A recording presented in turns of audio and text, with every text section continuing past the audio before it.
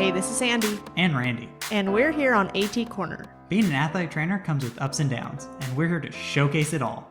Join us as we share our world in sports medicine. Welcome back to another episode of AT Corner.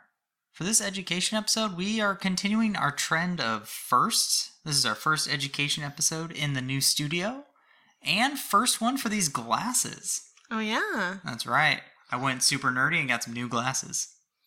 Sounds like you. Yeah, sounds about right. We also have a new announcement about these CEUs. See? So many news. So our CEUs, actually, you guys have been so awesome, and so many of you guys have been utilizing the free CEUs, which we're so excited that we can continue to offer. However, we are changing. There's some big news coming. We're changing a few things. So the latest episode, so this CEU episode is going to be free. So the latest episode of wherever you're watching, like if you're watching a year from now, whatever the latest episode is, that's going to be free. And then the 3 before that, so for this, if you're listening actively right now and this is the latest CEU, then we have the slap tear episode, we have sleep and training loads. So all those 3 will be offered at only $1. So if you need to catch up on previous episodes. And then the 2 before that, and actually all the ones previous to that will be regularly priced. So you can, if there are episodes that have bonus content, you can go in and purchase through Precision AT and you will get bonus content. For our latest ones, we haven't been doing bonus content, but again, we will post this on our Instagram. We will have some updates. So just remember that as we go on, our Instagram is probably going to be the latest updates. Yes. And then lastly, before we get started, if you are interested in those free CUs, or if you're listening to this later, $1 or regularly priced, whatever you guys are, wherever your stage is at, go ahead and go down to the show notes. We have the whole link for you guys for the CUs.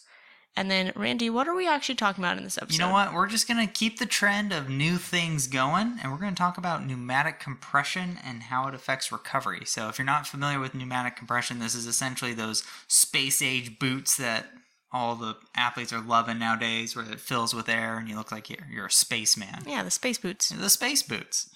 So what we're trying to shoot for in this episode is we're going to review the mechanisms behind DOMS. If we're going to talk recovery, we should talk about what exactly is going on with soreness. Then we're going to explain how pneumatic compression may improve recovery. And then we'll evaluate the current literature on pneumatic compression and its effect on the recovery from DOMS. Didn't you do your thesis on this? It sounds very familiar. I did. This is a topic near and very dear to my heart, especially working in an individual sport like track. All the kids loved the compression boots. And I'm assuming that means you also have a ton of articles for this. A ton is for sure. So those are going to be on our references, which is also in show notes. Oh, absolutely. Now, it's going to be a ton of articles. Don't worry. I didn't read 50-some articles in 2-3 weeks. This is years of hard work that I'm extrapolating on. This is near and dear to your heart. Very near and dear to my heart. Okay, so why don't you share some of that, and let's get started with what actually causes DOMS. Yeah. So in a previous episode, we did talk about how DOMS happens. So if you go back into episode 32, I think that was the one we did on tissue flossing. We also talked about it there, so that could be a good quick review. So we're going to try and dive in a little bit more for this episode because it does have a lot of implications on why pneumatic compression might work. So as we know, DOMS is delayed onset of muscle soreness. The reason it pops up is because of intense or unaccustomed or intense eccentric exercise, right? So that eccentric contraction, right? Very forceful, very powerful. But it does take a big toll on the muscle tissue. Which is why eccentric is my favorite. Yes, and there are tons of benefits to eccentric exercise, from how it signals certain proteins, the neurological effects. Eccentric exercise, big thumbs up here. Especially for tendons. Oh, big time. So what you see, and especially when you start talking about eccentric exercise, is in general, if you read the literature on just soreness and DOMS, it can get really kind of confusing because some people like to use exercise-induced muscle damage and kind of lump that into DOMS. You can be splitting hairs. Some people hate that they're compared. Some people think they're the different things. So how some of the literature breaks it down is some people talk about a disruption in the sarcomere. So the actual proteins of the muscle actually tearing and getting damaged. This isn't totally found with DOMS. I think this is going to be more consistent with the exercise-induced muscle damage literature. And for those studies, the kind of protocol that they're doing to elicit this is just not real. Like, it's not realistic in training, right? We're not going to tell someone to, like, hey, go on this machine and do 100 eccentric contractions to the max of your ability, right? In those studies, they're literally trying to induce as much soreness as possible. So, hey, why don't we just blow up the muscle and you'll get some soreness? I don't know. That's what my teams are doing right before games. Which it could be the reality for some early season stuff, right? There's sometimes coaches get a little wild and you have kids doing like millions of burpees. So I guess it could. Only when they're bad. Yes. So sometimes it could get kind of realistic, but in general, no. So the whole disruption of the actual sarcomeres themselves, that's going to be something that's very intense. Probably not the reality of daily training. So what you do see in the DOMS literature is you do see an inflammatory response. It's pretty consistent with a lot of the literature that after these intense exercise or eccentric contractions, that there is an inflammatory response. So you'll see white blood cells getting into that area of the muscles. You'll see the cytokines being produced, right? So bradykinin gets produced. And if we all can go a little throwback and remember our modalities class when we talked about pain, all those chemicals are pro-inflammatory, so it's triggering more inflammatory cells to get there, and it's also increasing your pain. With some of those contractions, eccentric loading, there may be some calcium leakage from the muscle, so there is some sarcolemma damaged, and this is kind of consistent too with the fascia as well. You know, fascia can be damaged through eccentric exercise and intense exercise.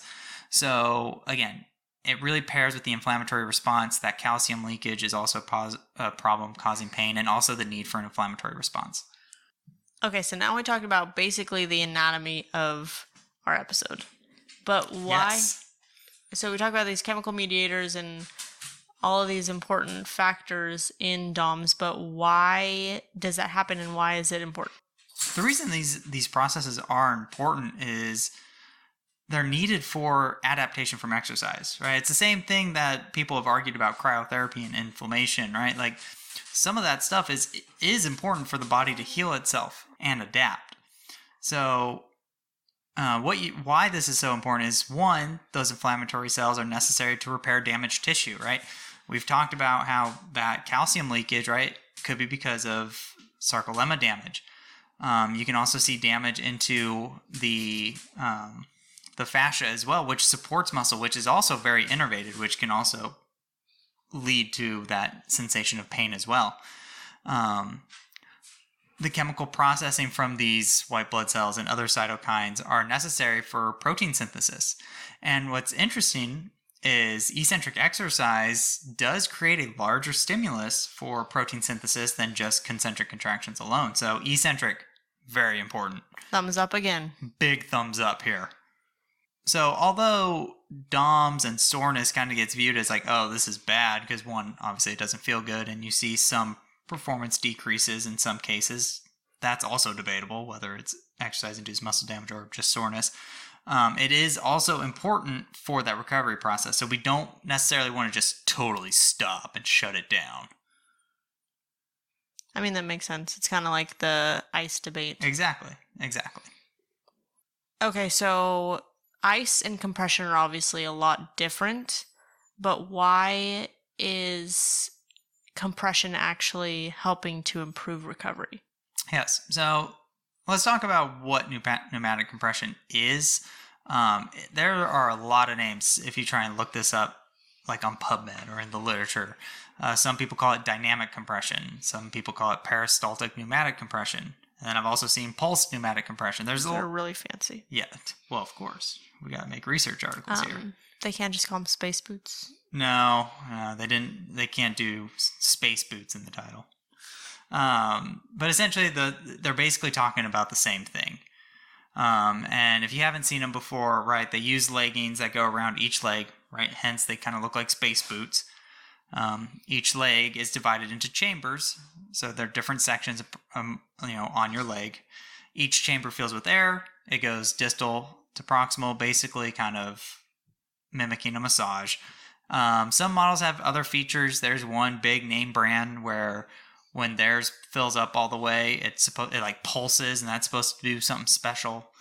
That's probably negligible, but who knows? So when we start talking about like what does this compression do, or what are the purpose of these machines? If you really look into the literature for this, because this technology is fairly new amongst athletics, there's not a ton of research out yet, and there's still a lot of like really like basic science, like looking into like physiology, and like we're talking like animal studies and a lot of fancy physiology that's way over my head. I feel like half this episode is over my head, but well, then let me tell you, this literature to read, if you're not a biochem major, good luck to you. I mean, I feel like when's the last time I was talking about chemical mediators? It's not really the topic I picked to have over tea. So in general, yeah, tea does sound nice. So in general, the idea of this modality is you're moving waste products out of the muscle, getting that out of here, right? The idea is it kind of simulates that effleurage massage, right? In exercise, you produce waste products, and in DOMS, we talked about there's damaged tissue and some inflammatory cells. Hey, we're trying to get those out, right? But what's interesting there are also other physiological effects. Now, buckle up, because let me tell you, this is where it gets really like cellular, and like I'm going to try and keep it as not as boring as possible. Okay. As exciting as possible. So I'll stop you when I don't understand. So some of the literature that's out there, and again, this is still very new, so there's not a ton just yet, found that like utilizing this pneumatic compression, it reduces proteolysis within the cells. So what proteolysis is the actual breakdown of amino acids. So basically putting on the boots reduced the breakdown of amino acids, or the building blocks for proteins. And that would be like a negative effect of what's happening in the body. Yes. So you're basically reducing the negative effect. Yes. Of the natural process. Yes. And essentially you're decreasing the amount of secondary damage that could be happening post-exercise. So if you have less secondary damage, there's less inflammatory mediators necessary. You have a good starting point on your recovery with this, then allowing all that damage. Now you have like all these steps to get back to recovery, whereas if you use the pneumatic compression, you have less steps to get to your recovery. And some of this might be because of the decrease in oxidative stress. So lately within the sports performance world, free radicals and oxidative stress has been a really big topic, and some of it into the actual injury literature as well. Free radicals can create a lot of havoc within the body and within the cells. So there are some studies that show that the pneumatic compression could actually reduce that oxidative stress that goes on in the body after exercise, which that could account for why the amino acids aren't getting damaged as much post-exercise. So keep that in mind. That could be one area how this is helping improve recovery. And when I said buckle up, I meant it, because we're really talking about some mediators now. Pneumatic compression has been shown to improve the signaling of PGC-1 alpha, which basically, you don't ever need to remember that. But essentially just know that this is a chemical that stimulates mitochondrial biogenesis. So basically it tells your body like, hey, let's make some more mitochondria. Let's get going. Powerhouse of the cell. Exactly, right? That's all I got. And it's true, the mitochondria is a good area for energy. That's where we make a lot of our energy. So it's going to be key for the muscles to do their job. So putting on space boots stimulates or signals this alpha something. Yes, alpha something. To increase mitochondria, which is the powerhouse of the cell. Basically. And it also helps regulate your carbohydrate and lipid metabolism as well, which is, again, valuable for energy. So there's cool things happening in the cell, and that's what I'm going to tell my athletes. Yes, there are things happening at a cellular level that increase your energy. That's right. Hell yeah. And then also they found an increase in nitric oxide signaling within the blood vessels. Basically what nitric oxide does is it's a vasodilator. So it improves the blood flow to your skeletal muscles, which for the recovery process, right? More blood flow to the muscles is a good thing because you're also pumping things out. Yeah, you may be bringing some inflammatory mediators there that were already kind of going there, but you might also be able to flush them out pretty quick. Improved blood flow is usually what I'm talking about when I'm explaining it to athletes. Oh, 100%. And it does a good job of that as well. Mm-hmm. Anytime you get, cups get good blood flow. Yes. Help with blood flow, foam rolling, vibrating foam rollers, any kind of vibration tools. I would almost say most of the things we do are good increased blood flow things. It's true. So. IASTM. Yeah. Ooh, we should do one on that. We've actually not done an episode on instruments. You're right. The tools might be coming for you. So we have all this literature that talks about how do the boots and the compression, how it affects your cells, and it's doing all this, signaling that. But at the end of the day, what does that mean for the athlete? Like, we're dealing with a whole athlete here who's worried about his performance. And yeah, sure, maybe your cells have more mitochondria, but like, what does that really mean? And this is where there's really a big difference in the literature, right? The physiology is showing what it's showing, but it's really kind of showing some differences within the actual performance measures. One area that has been looked at in the literature, and again, this is still really new stuff. There's not a ton out there, and we'll talk about the limitations in a little bit. But when you talk about soreness, right, one area that we want to talk about is pain and discomfort. So the literature that is out there, the compression shows it's pretty good at decreasing your pain and discomfort associated with DOMS and being sore. So it does make you feel good. We love feel-good treatments. We do love feel-good treatments, especially if you work in a individual sport like track. Those kids just like to feel good all the time. It's also really beneficial to do a feel-good treatment for someone who you want to make a difference with and absolutely, is just looking for something that maybe they've been in pain for a while, or they really have been dealing with something, and absolutely, sometimes you just need a positive out of rehab. Yeah. Oh no, sometimes you just need a win. Sometimes you just need a win. That's and right. Maybe space boots are your win. And maybe space boots are. And plus, I saw my favorite athlete doing it, and I want to do it now too. Oh, definitely. Duh. So the literature is pretty consistent with this, that pain and discomfort is improved with the space boots. But now, I know some people are really focused on, all right, what does it actually do to performance? Like, I want my kids to be able to recover their performance. And currently, there is very little support for the actual recovery of performance metrics. Now, is that because there is not a lot of research, or is it because there is a lot of research and it doesn't support it? The research that we have, there's still a ton that's still out there, but also when you look at any recovery modality, the effects on performance are debatable across the board.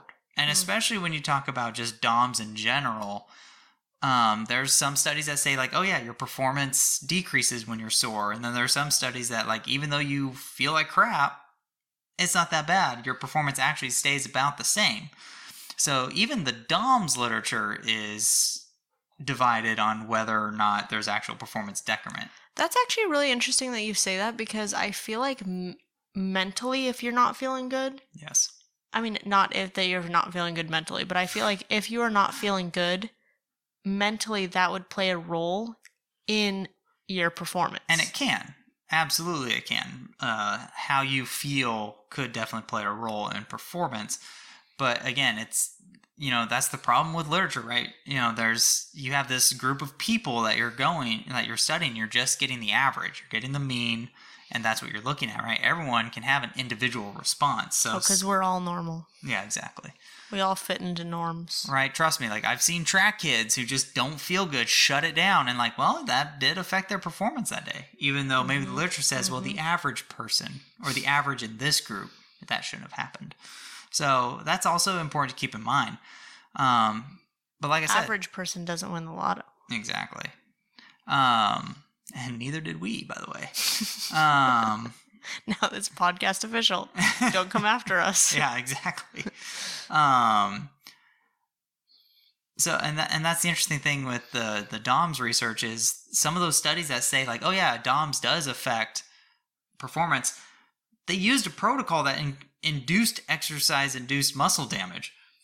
Well, yeah, if you have a hamstring strain, yeah, that's definitely going to affect how much force that muscle produces or how fast you can run. So that's also debatable too. If you have if you blew up the muscle, well, yeah, of course. But if you're doing normal training, if you're feeling sore, does that really affect performance? And some of the literature says no. So even the fact that this compression modality didn't really it didn't really affect performance, well, maybe performance wasn't really decreased to begin with. Right. So it's not like it's going to make you all of a sudden better, past what you're already doing.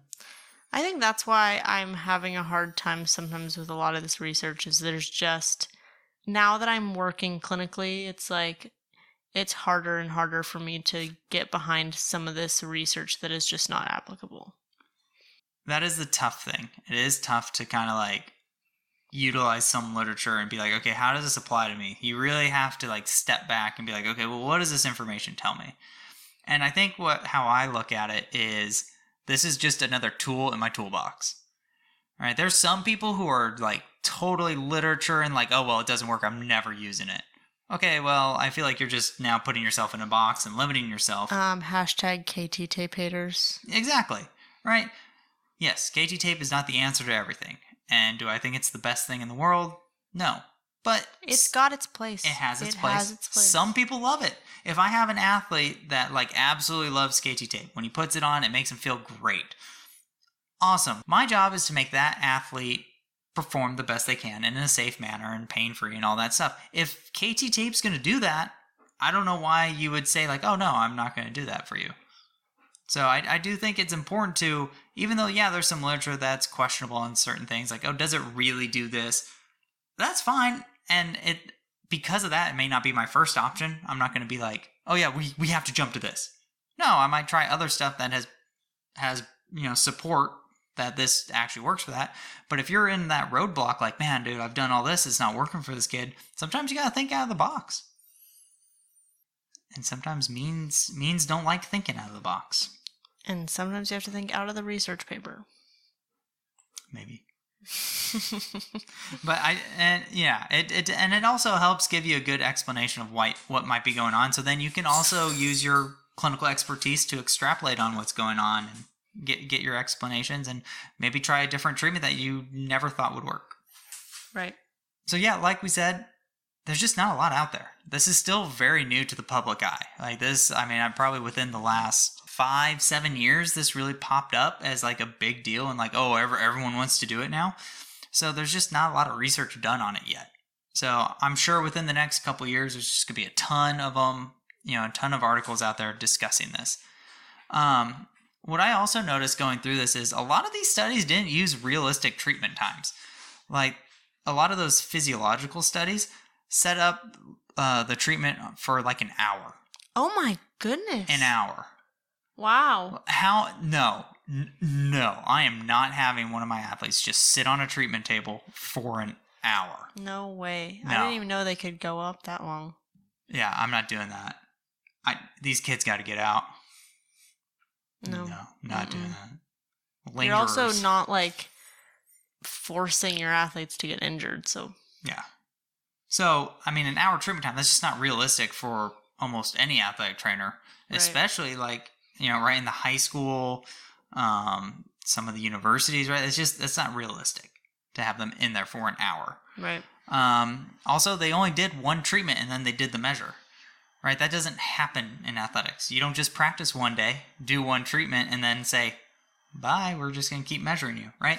There's also the combination of them continuing training, and we're probably going to do this again, if not tomorrow, the next day. So there's really not a lot of research that looked at multiple treatments and multiple exercise sessions, because exercise also helps with soreness and DOMS as well. And I think what's interesting that would be really cool to look at. So hey, if there's any PhD students out there who need an idea, I got one for you.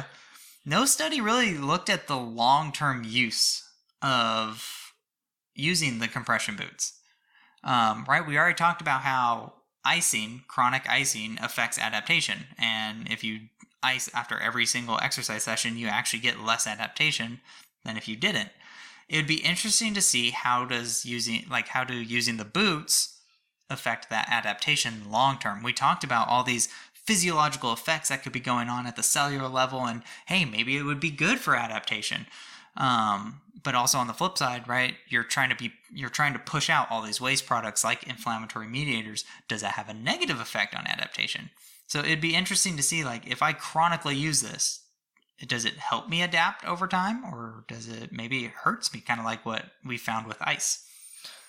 I feel like you kind of have to go with the idea that you don't want to allow your body to get used to something, and you want it to adapt on its own. Yeah. So that would be my guess, my hypothesis. Yeah. Ooh. Look, I use a science word. Yeah, you did a good job. Look at that, you're doing research. You want to do the study? I used to read research. Now I am the research. Yeah. She gets it from me, I guess. I do. Well, there you go. We can do a study now. Yeah. We all have our strengths. Yeah. Yes, we do. And speaking of strengths, if you guys are new, we do every other episode as education or stories. This is education, which usually Randy heads. And then I put together our story or experience episodes from athletic trainers. If you guys would like to submit your own story, you can head over to our Instagram at AT Corner Podcast. Do we have any fine print for this episode or anything else you want to add to this episode? No, I think we'll put up a question of the week about compression. Hell yeah. In our Facebook group. If you guys want to be a part of that, it's facebook.com/group/AT Corner Podcast. And I think that's it. Perfect. Thank you for helping us showcase athletic training behind the tape. Bye.